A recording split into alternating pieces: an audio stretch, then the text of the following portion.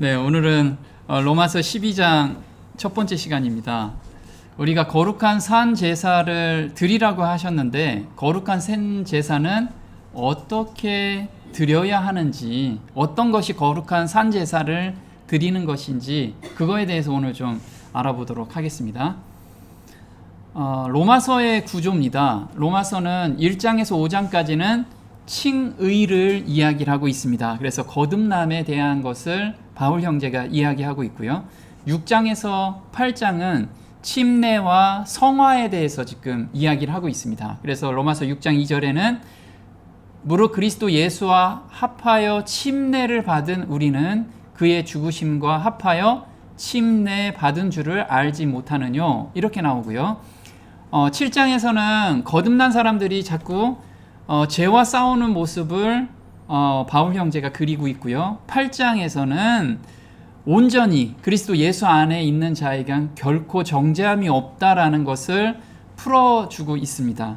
그리고 9장에서 11장까지는 이스라엘의 구원에 대해서 이야기를 하고 있습니다. 그럼 여기서 이스라엘 민족적 구원이 아니고 9장 27절에 이스라엘 뭇 자손의 수가 비록 바다의 모래 같을지라도 남은 자만 구원을 얻으리라. 이 논리로서 지금 이스라엘 백성 모두가 구원을 받는 게 아니고 이스라엘 백성 중에서 남는 자, 남은 자만이 구원을 받는다라는 논리를 피고 있습니다.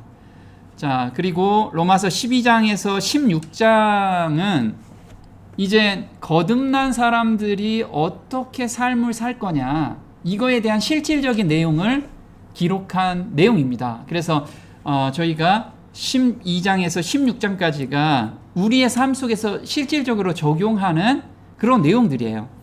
그러면 로마서 12장에서 16장의 구조를 잠깐 보면요, 12장에서 13장은 개인적인 변화에 대해서 이야기를 하고 있습니다. 그래서 새 생명을 얻은 성도는 하나님과 이웃을 사랑하는데 어떻게 사랑해야 되는지 그 내용을 기록하고 있고요.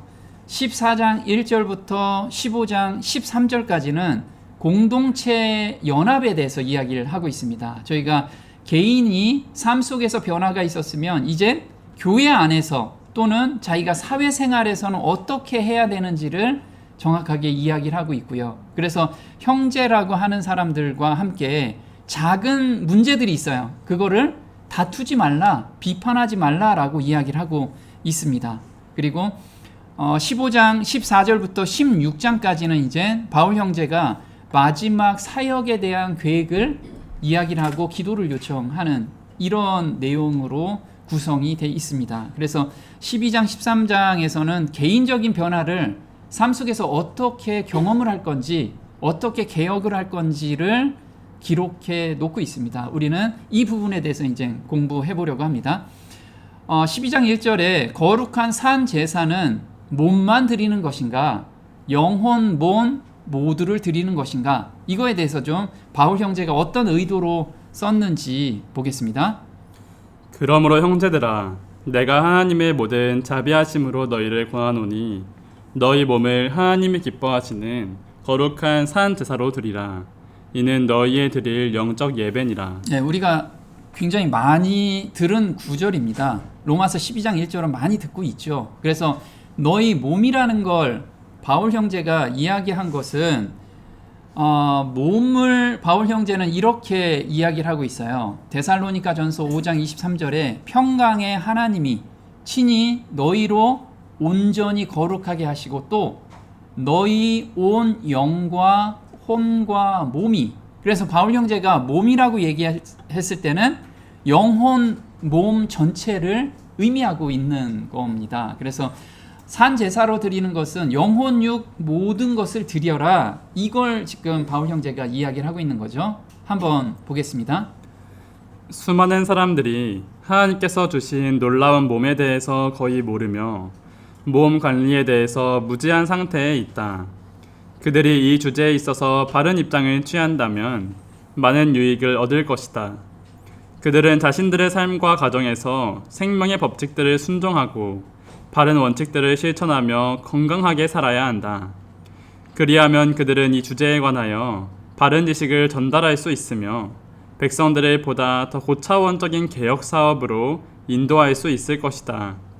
그들 자신이 빛 가운데 삶으로 바로 그러한 증거를 필요로 하는 자들에게 매우 귀한 기별을 전할 수 있게 될 것이다. 네, 지금 바울 형제가 왜 몸에 대해서 자꾸 강조를 하고 있냐면 고차원적인 개혁 사업은 어디부터 출발하냐면 몸의 개혁부터 시작한다라는 거예요. 그래서 몸이 건강하게 유지될 때 그때부터 영혼에 대한 것도 개혁 사업에 연관이 돼 있다라는 거죠. 그래서 우리가 건강 개혁을 제대로 한 사람만이 영혼에 대한 개혁도 이루어질 수 있다라는 거예요. 그래서 몸을 지금 계속해서 강조하고 있습니다.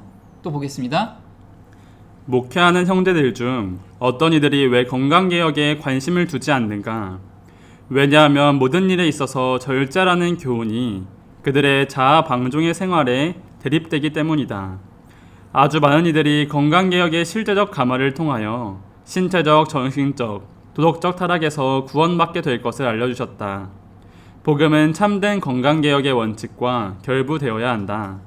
기독교는 실생활 속에 이루어져야 한다. 열렬하고 철저한 개혁 사업이 이루어져야 한다. 네, 지금 여기서 이야기하는 건 목회하는 형제들, 기별을 전하는 형제들 다 포함해서 왜 건강개혁에 관심을 두지 않는가? 왜냐하면 그들이 건강개혁은 반드시 절제가 들어가는데 절제하고 싶지 않기 때문에 그렇다라는 거예요. 근데 건강개혁에서 실질적으로 감화를 받아서 절제가 들어가면 그때부터 신체적, 정신적, 도덕적 타락에서 구원을 받게 된다라는 원리를 지금 우리한테 이야기를 하고 있어요. 그래서 복음은 이렇게 이야기를 해요. 복음은 너희들이 거듭남의 체험을 했다면 그때부터 건강개혁에 관심을 갖게 된다라는 거죠. 하나님께서 주신 몸이기 때문에. 그래서 복음은 참된 건강개혁의 원칙과 결부가 되어 있다라고 지금 이야기를 하고 있어요. 그리고 기독교는 실생활 속에 이루어져야 한다. 피상적으로 나 이렇게 믿고 있어요가 아니고 실질적인 삶 속에서 이루어져야 된다라는 거예요. 그래서 열렬하고 철저한 개혁 사업이 이루어져야 된다라는 거죠. 그때가 바로 우리가 건강 개혁부터 출발한다는 거예요. 자, 드린다라는 의미는 무엇일까요? 우리가 드린다. 제가 이거 드립니다. 제 몸을 드립니다. 그런데 몸을 어떻게 드리냐 이거죠.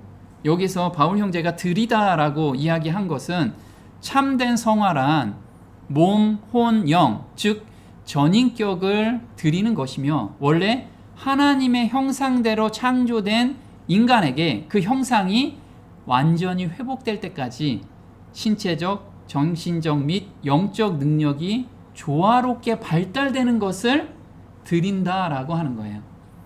내가 드린다라고 하는 것은 지금 완전히 회복될 때까지 계속해서 개혁 사업을 하는 것이 드리다라는 뜻이라는 거예요. 그래서 혼과 영의 상태는 몸 상태에 따라 크게 좌우된다. 그러므로 신체적 힘이 되도록 최상의 건강과 활력이 있는 상태로 유지시키는 것. 자꾸만 우리가 좋게 건강 상태를 유지하는 것. 이것이 드리다라는 뜻이에요. 드리다. 한번 보겠습니다. 영혼의 원수는 이 원리를 잘 알고 있으므로 신체적 특성을 쇠약하게 하고 타락시키는 방향으로 유혹한다.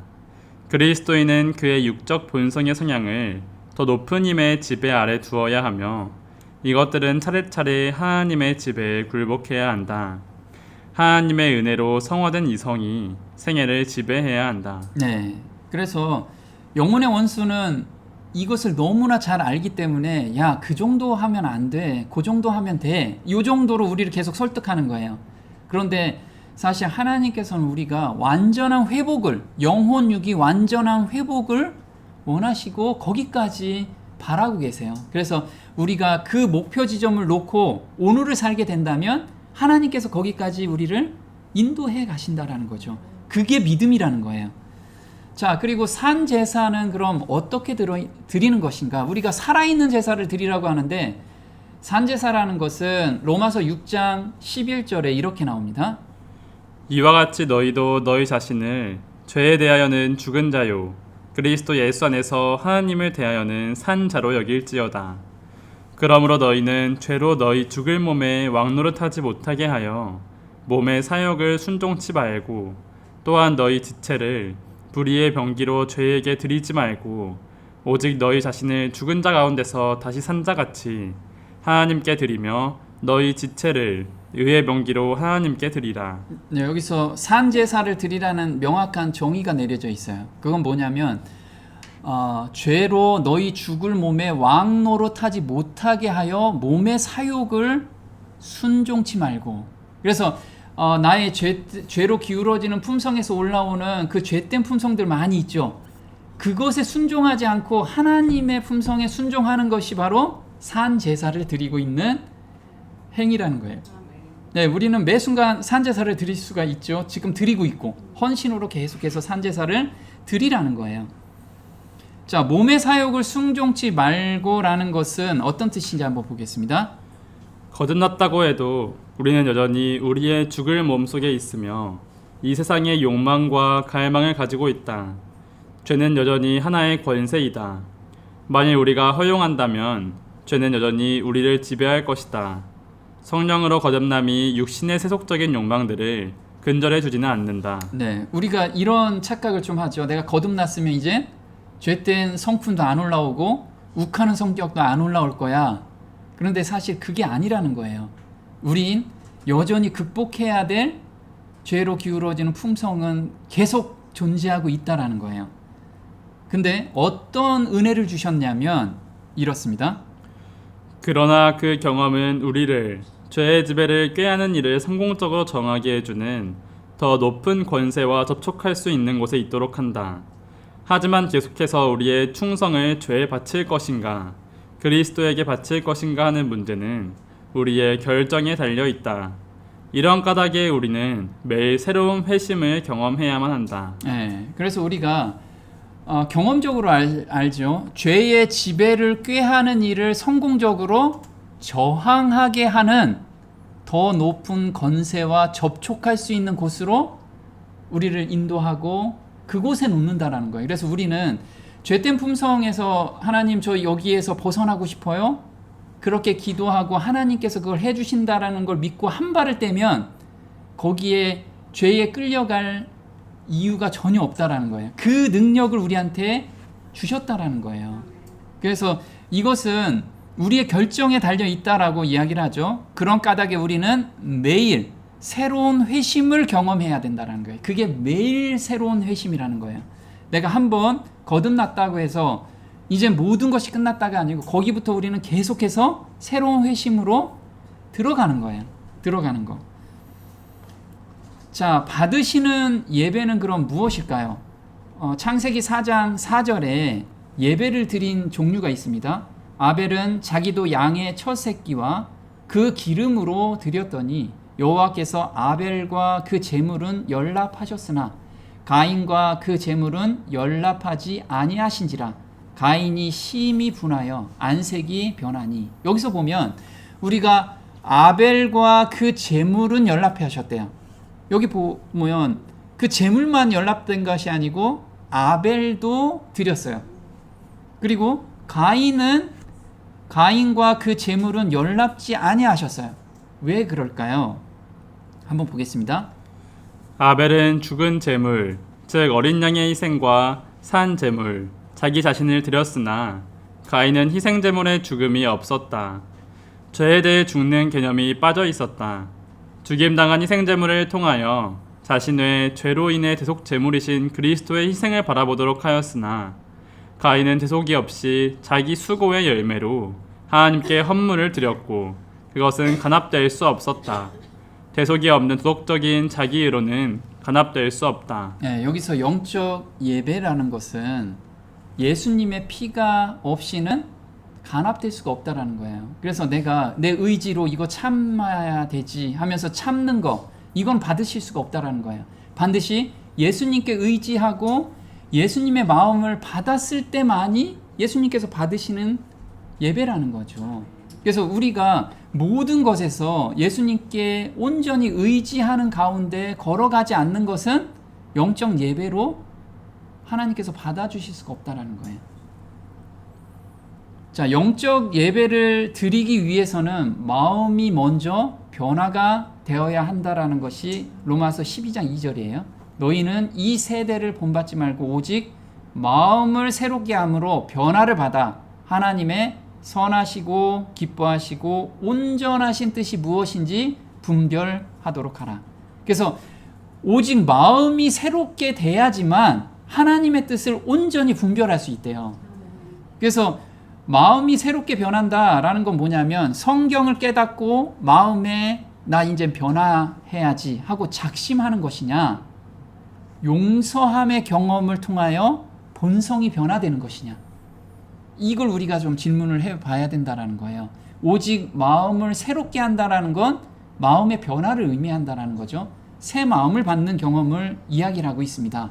이게 다윗이 기도한 내용이죠. 한번 보겠습니다.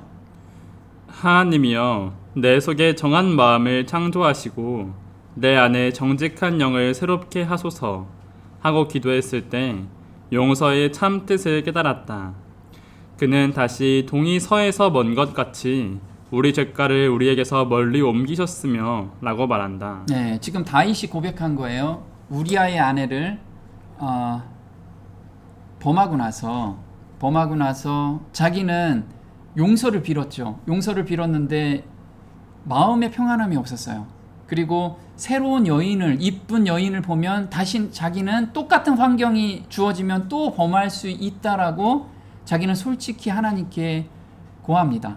그래서 하나님께서 하나님께 이야기를 하죠. 하나님이여 내 속에 정한 마음을 창조하시지 않으면 저는 그 죄에서 벗어날 수 없습니다. 그래서 정한 마음과 정직한 영을 새롭게 해주세요. 이걸 간구했다라는 거예요. 저 하나님 그걸 앞으로 범하지 않게 저를 좀 인도해 주세요. 이것도 물론 기도했겠죠. 그런데 마음을 변화시켜 달라는 것을 더 간절히 기도했다라는 거예요. 그래서 용서의 참 뜻을 깨달았는데 그 용서의 참 뜻은 뭐냐면 동이 서에서 먼 것 같이 우리 죄가를 우리에게서 멀리 옮기셨대요. 그러면 내가 여기 동에 있으면 죄가는 서에 있어요. 내가 아무리 달려가려고 해도 그 죄를 지을 수가 없는 거예요.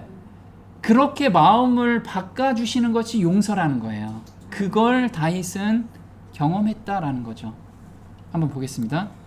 용서한다는 것은 많은 사람들이 생각하는 것보다 더욱 넓은 의미를 가지고 있다. 하나님께서는 널리 용서하시리라는 약속을 주시면서 마치 그 약속의 뜻이 우리가 이해할 수 있는 것보다 훨씬 더 높은 것처럼 이렇게 부언하신다. 여호와의 말씀에 내 생각은 너희 생각과 다르며 내 길은 너희 길과 달라서 하늘이 땅보다 높음같이 내 길은 너희 길보다 높으며 내 생각은 너희 생각보다 높으니라. 하나님의 용서는 단순히 우리를 정죄에서 면하게 해주는 사법적 행위가 아니다. 그것은 죄를 용서할 뿐만 아니라 죄로부터 완전히 돌아서게 한다.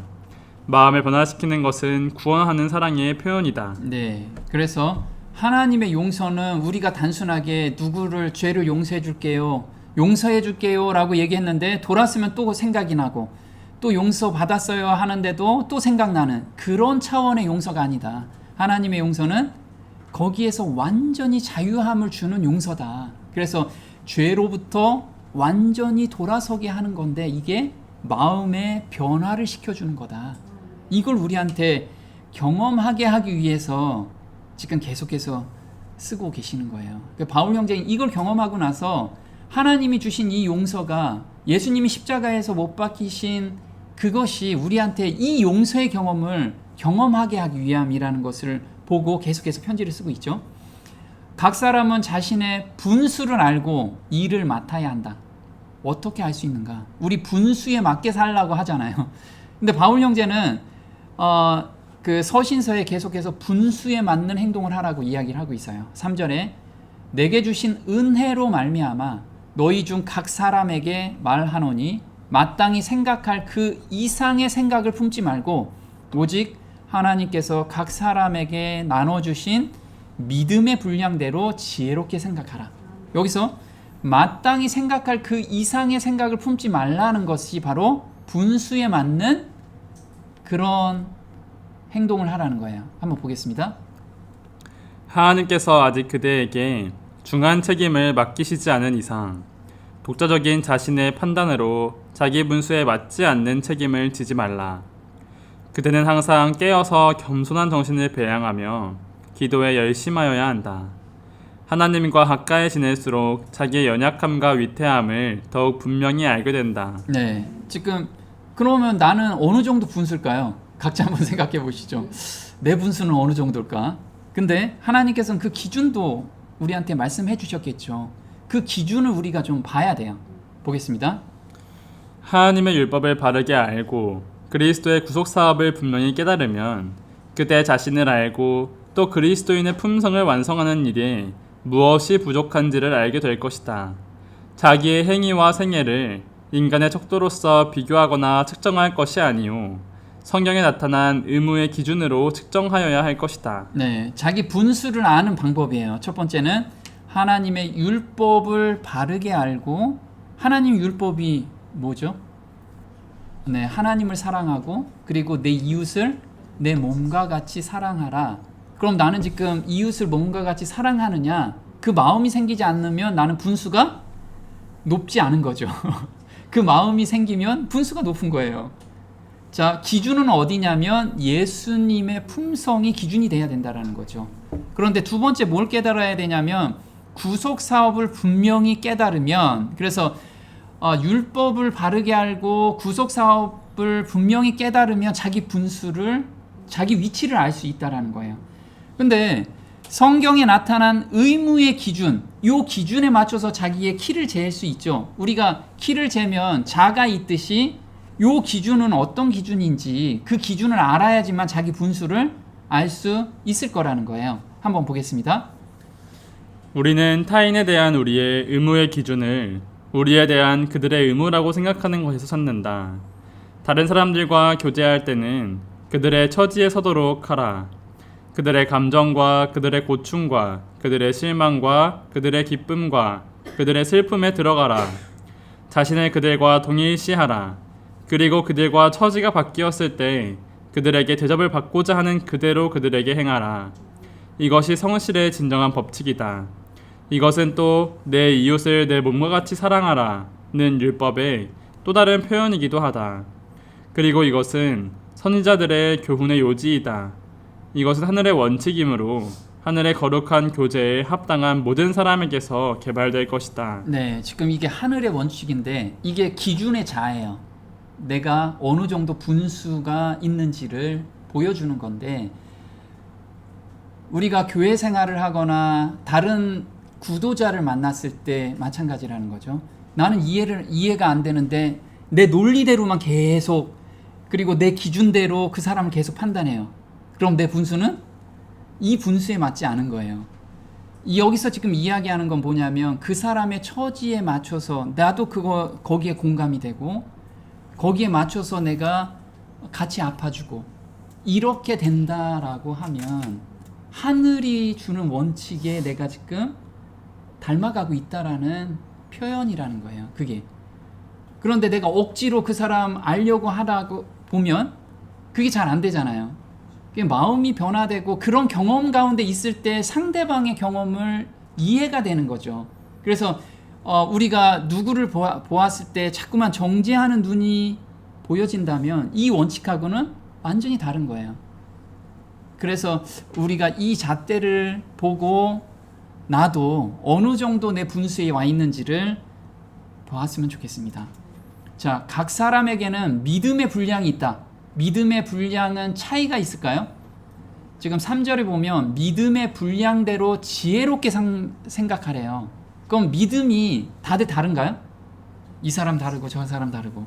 네, 자, 한번 믿음의 분량이 어떻게 다른지 볼게요. 하나님께서 각 사람에게 믿음의 분량을 나누어 주시되 각 사람에게 같은 분량을 나누어 주신다. 왜냐하면 은혜의 분량은 믿음의 분량이기 때문이며 우리 각 사람에게 그리스도의 선물의 분량대로 은혜를 주셨기 때문이다. 그리스도는 각 사람에게 남김없이 주어진다. 우리가 거듭날 때 그리스도 전체를 주셨어요. 그리스도가 십자가에 못 박히심으로 말미암아 우리가 그걸 깨달으면 거듭남의 삶을 살죠. 그러면 예수님께서 요 사람한테는 팔만 주시고 저 사람한테는 다리만 주시지 않았어요. 예수님 전체를 주셨어요. 예수님 전체의 희생에 따라서 우리가 거듭나게 된 거예요. 그럼 믿음의 분량은 똑같다라는 거예요. 똑같이 주셨는데 내가 그걸 활용하지 못하고 잡지를 못하는 것뿐이라는 거예요. 그걸 온전히 잡은 사람은 예수님 전체를 잡고 그 믿음의 분량대로 가는 거고, 그렇지 않으면 내가 잡은 만큼만 내 것이 되는 거예요. 근데 사실 각 사람한테는 똑같은 분량을 주셨어요. 근데 뭐가 다를까요? 달란트는 달라요. 달란트. 그래서 10달란트, 5달란트 이렇게 달란트, 재능에 대한 건 달리 주셨지만 믿음은 똑같이 줬다는 거예요. 그래서 어느 누구든지 나 믿음이 적어요. 이거는 저는 요만큼만 잡고 있어요. 이렇게 생각하는 거예요. 우리는 몽땅 잡을 수 있다라는 거죠. 자, 은혜의 분량이 어떤 이야기인지 고린도전서 12장 8절입니다. 어떤 이에게는 성령으로 말미암아 지혜의 말씀을, 어떤 이에게는 같은 성령을 따라 지식의 말씀을, 이 모든 일은 같은 한 성령이 행하사 그 뜻대로 각 사람에게 나눠주시느니라. 몸 가운데서 분쟁이 없고 오직 여러 지체가 서로 같이하여 돌아보게 하셨으니 너희는 더욱 큰 은사를 사모하라. 내가 또한 제일 좋은 길을 너희에게 보이리라. 네, 교회에서는 각자 달란트들이 있어요. 어떤 사람한테는 굉장히 말하는 은사도 주고, 어떤 사람은 봉사하는 은사도 줬어요. 어떤 사람은 어떤 재능에 대한 것도 주셨죠. 그런데 가장 좋은 것이 무엇이냐? 여기서 고린도전서 12장 31절에 제일 좋은 것을 보여준다고 그랬죠. 13절은 뭐죠? 13장은 바로 사랑이잖아요. 사랑. 가장 좋은 것을 우리는 다 받았어요. 다 받고 있다라는 거죠. 자, 모든 사람이 같은 선물은 받은 것은 아니지만 귀 쓰는 그릇이 될 수 있어요. 그래서 난 달란트를 이만큼 받았어요. 그런데도 귀 쓰지 못할 수 있다라는 거예요. 근데 난 이만큼 받았어요. 그런데도 엄청 귀하게 쓸 수가 있어요. 그것이 하나님의 섭리라는 거죠. 한번 보겠습니다. 모든 사람이 다 같은 선물을 받는 것은 아니지만 주님의 종들 각자에게 어떤 유의 성령의 선물을 주시기로 약속되어 있다. 제자들이 성령의 역사를 위하여 믿음과 기도로서 저희 자신을 완전히 굴복시켰을 때 비로소 성령의 부어주심을 받았다. 그때 특별한 의미에 있어서 하늘의 선물이 그리스도를 따르는 자들에게 위탁되었다. 네, 자, 선물을 받고 귀 쓰는 그릇이 된다라는 것은 완전히 굴복될 때 귀 쓰는 그릇이 된다라는 거예요.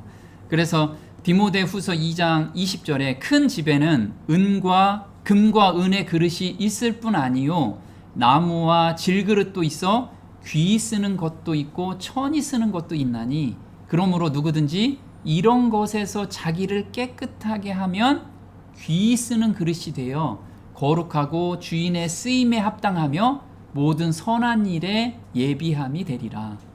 그래서 저는 금으로 왜 안 불러주셨어요? 저는 왜 녹그릇으로 불러주셨어요? 이렇게 이야기할 이유가 없다라는 거예요. 하나님께서는 귀 쓰게, 금이라도 천이 쓸 수가 있고 녹그릇이라도 자기를 비운 그릇이 된다면 귀 쓰게 된다라는 거예요. 그래서 우리는 교회 안에서 다 부름을 받았는데 자기한테 받은 달란트에서 정말 자기 자아를 죽이고 남을 섬기는 그 자세로서 계속해서 오늘을 살게 된다면 아주 귀 쓰는 그릇으로 우리를 삼아주신다는 거죠. 또 보겠습니다. 어떤 그릇이 주인의 쓰심에 합당한가? 그것은 빈 그릇이다. 우리의 영혼으로부터 모든 더러운 것들을 깨끗이 비울 때 주의 쓰심을 위하여 준비된다. 네, 그래서 귀 쓰는 그릇은 빈 그릇이라는 거예요. 자아를 온전히 내려놓는 그 자가 귀 쓰는 그릇이라는 거죠. 자, 귀 쓰인다는 의미는 무엇인가? 이게 바로 복음을 증거하게끔 하나님께서 그 그릇을 쓰신다는 거예요. 그래서 우리가 지금 교회 안에서 훈련을 받는 것은 복음을 전하게 하기 위함이라는 거예요. 그래서 우리는 여기서 훈련을 잘 받아야 돼요. 훈련의 장소라고 항상 생각하면서 내가 지금 어떤 고통 가운데 힘든 가운데 있으면 감사함으로 받자는 거죠. 왜? 그 훈련 과정이 거쳐야지만 자기를 하나님께서 활용하시니까 그걸 생각해 보자는 거예요. 한번 보겠습니다. 하나님께서 각 사람에게 나눠주신 이 믿음의 분량은 각 사람들로 하여금 장사를 하도록 시키는 자본이며, 그러므로 모든 사람이 이 자본을 가지고 그들의 영혼 구원을 위하여 장사하고 기르기를 간절히 바라신다.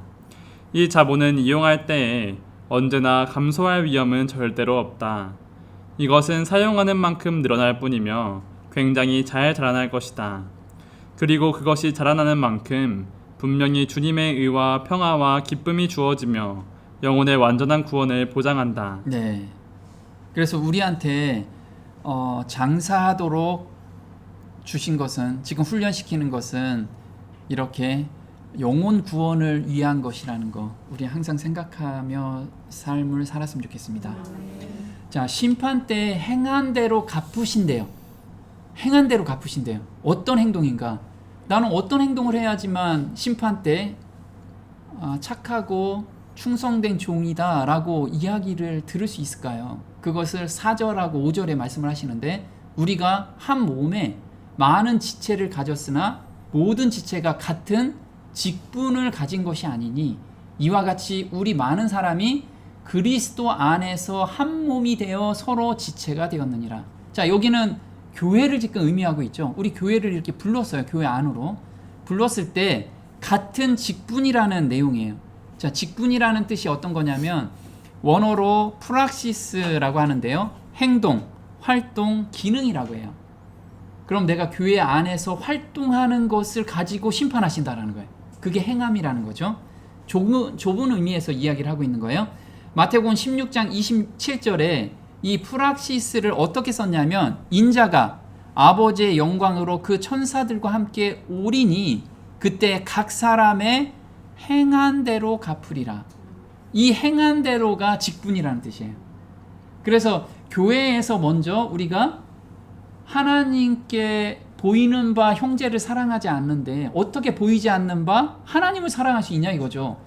여기에 나의 이기심 없는 사랑을 나타나게 된다면 이게 흘러나가서 밖의 사람들한테 이 사랑도 전해진다라는 거예요. 우리가 안에서 깨진 바가지 밖에서도 깨진다라고 얘기하죠. 안에서 우리가 제대로 못하면 바깥에서 못하는 거예요. 그래서 교회 안에서 이 훈련이 되지 않는다라고 하면 아무리 바깥에서 그게 잘 안 된다라는 거죠. 자, 한번 보겠습니다. 오직 사랑 안에서 진리를 말하며 우리가 모든 일에 성장하여 그에게 이르리니 그는 머리시며 곧 그리스도시니라. 그로부터 온 몸이 각 부분의 분량 안에서의 효과적인 역사를 따라 각 마디를 통하여 공급을 받아 결합되고 체력이 형성되어 몸을 성장시키며 사랑 안에서 몸 자체를 세워나가느니라. 네, 그래서 각 부분의 분량 안에서 효과적으로 역사, 일을 하고 있다라는 거예요. 그래서 머리이신 예수님께서 이 교회를 지금 계속해서 훈련을 시키고 있죠. 교회 안에 있는 우리를 훈련시키고 있는 거예요. 그걸 생각하고 여기에서 이기심 없는 사랑을 나타내라는 거죠, 우리한테. 자, 거듭나지 못했다는 증거가 있어요. 여러 가지 증거 중에 대표적인 증거가 혼자 신앙생활을 해도 아무 문제가 없다라고 생각할 때 이 사람은 아직 거듭나지 못했다라는 거예요. 하나님께서는 반드시 거듭났다라고 하면 우리가 사랑을 받았으면 사랑을 교제하고 싶잖아요. 이게 자연스러운 원리라는 거예요. 내가 남녀 간의 사랑을 하는데 만나기가 싫어. 만나기가 싫다면 사랑하는 게 아니라는 거예요. 그렇듯이 하나님의 사랑을 받았는데 어떻게 나 혼자 그냥 머릿속으로만 아니면 인터넷상으로만 저 이렇게 해요. 저 이거 믿음 있어요. 이건 머리로만 믿음이지 참 믿음이 아니라는 거예요. 반드시 함께 이 성도들과 함께 부딪히면서 참으로 그 비밀을 발견할 수 있게끔 하는 곳이 바로 교회라는 거죠.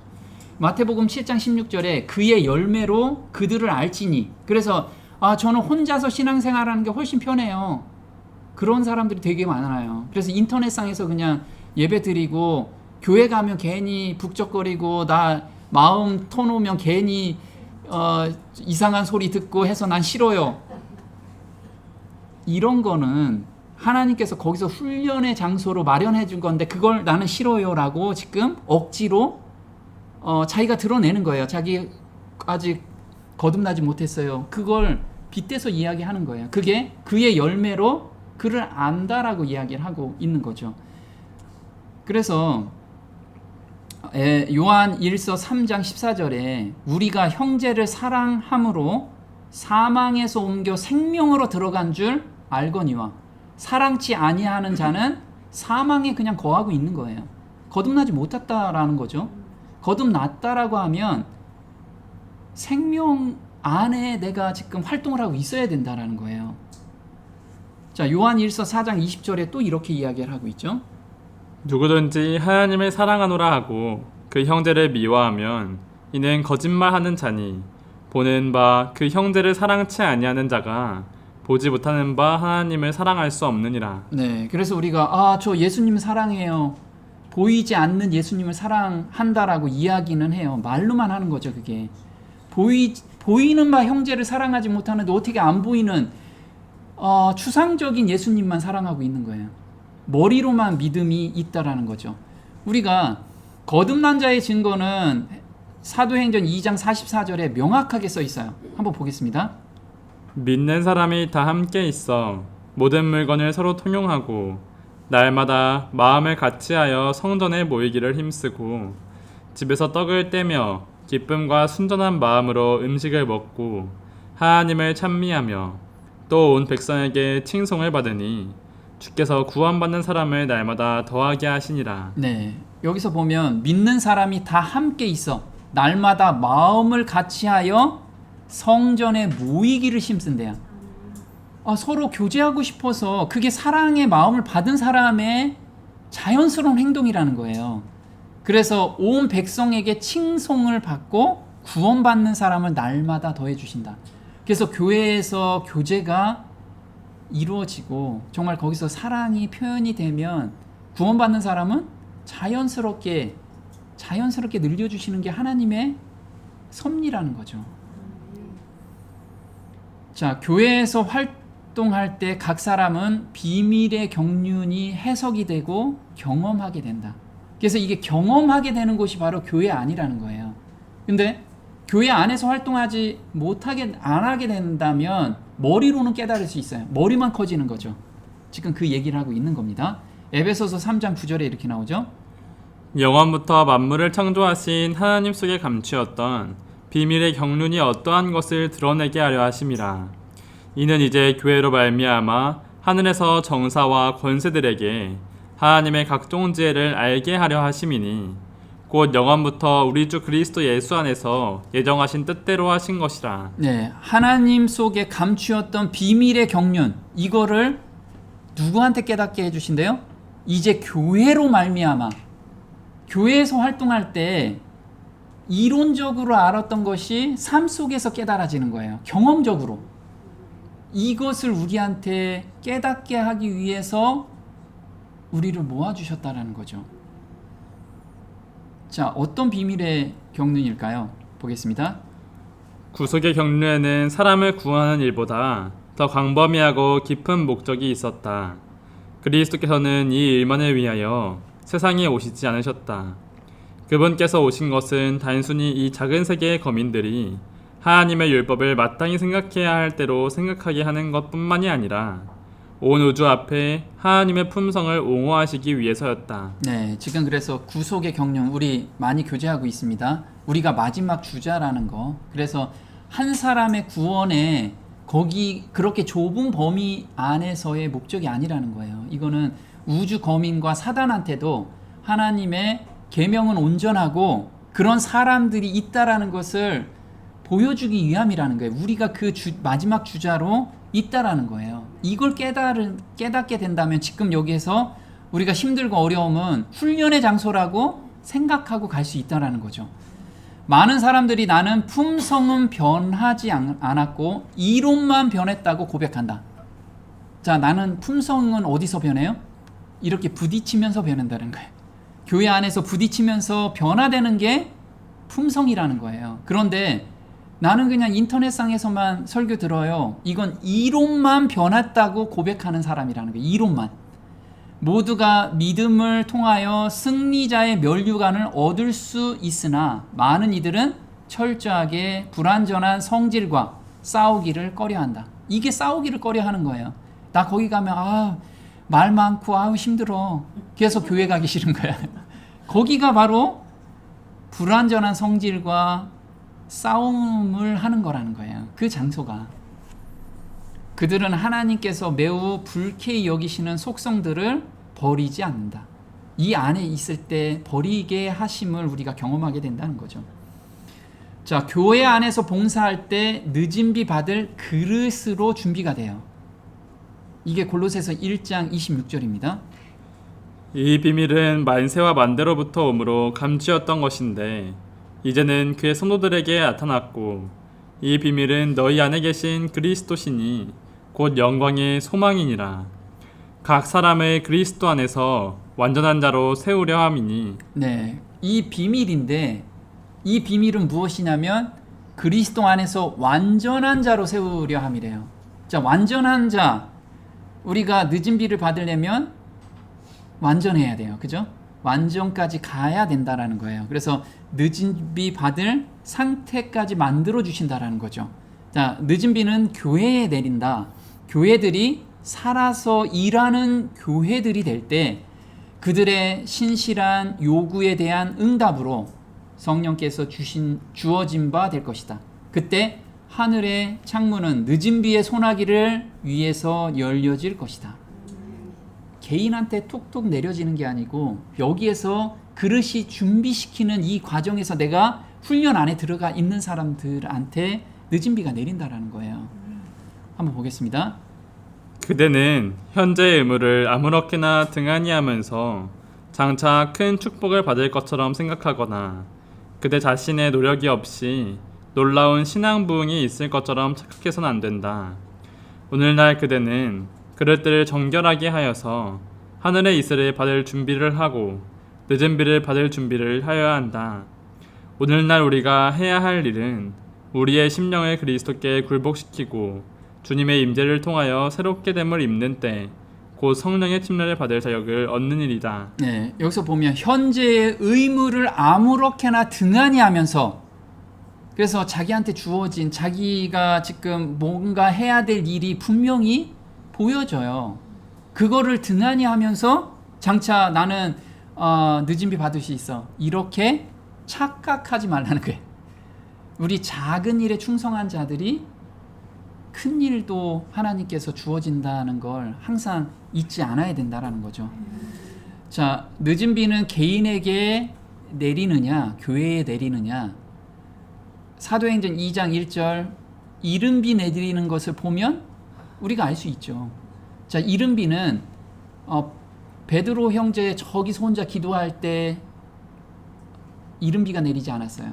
같이 모여서 기도에 전념할 때, 그리고 자기의 죄를 다 고하고 자기의 높아져 있던 거를 다 형제 자매들한테 다 고하고 용서를 다 받은 상태에서 이른 비가 내렸어요. 그래서 오순절날이 이미 이름에 저희가 다 같이 한 곳에 모였더니 불의 혀같이 갈라지는 것이 저희에게 보여 각 사람 위에 임하여 있더니 저희가 다 성령의 충만함을 받고, 그래서 다 같이 한 곳에 모였더니 한번 보겠습니다. 나는 많은 사람들이 성전에 모여있는 광경을 꿈에 보았다. 그 성전 안으로 피한 사람들만이 마지막 때에 구원함을 받을 것이며 밖에 남아있는 모든 사람들은 영원히 잃어버린 바 될 것이다. 밖에 머물고 있는 무리들은 각각 자기들의 길을 가면서 성전으로 들어가는 사람들을 조롱하고 비웃었다. 네, 그래서 성전에 모여있는 광경을 보았는데 그 안으로 들어가는 사람들을 다 조롱하고 비웃었어요. 그럼 성전 안으로 들어간다는 의미가 뭘까요? 이 기별 안에 들어가 있는 거예요. 그래서 두세 사람이 내 이름으로 모인 그곳이 교회라는 거예요. 참 교회. 그래서 사도시대에 성령을 부어주심은 이른비 혹은 먼저의 비의 시작이었고 그 결과는 영광스러웠다. 종말에도 성령의 임재가 참 교회와 함께 할 것이다. 그래서 우리는 내가 어느 교단에 소속됐다라고 교단이 우리를 구원시켜 주는 게 아니에요. 우리는 진리가 우리를 구원시켜 준다는 거예요. 그래서 그 진리 안에 마지막 때는 연합과 분리가 일어날 거예요. 진리 따라가는 사람들이 계속해서 하나님이 모아주시고 거기에서 성령이 임하실 거예요. 우리는 그 음성에 계속해서 따라가는 그런 성도가 됐으면 좋겠습니다.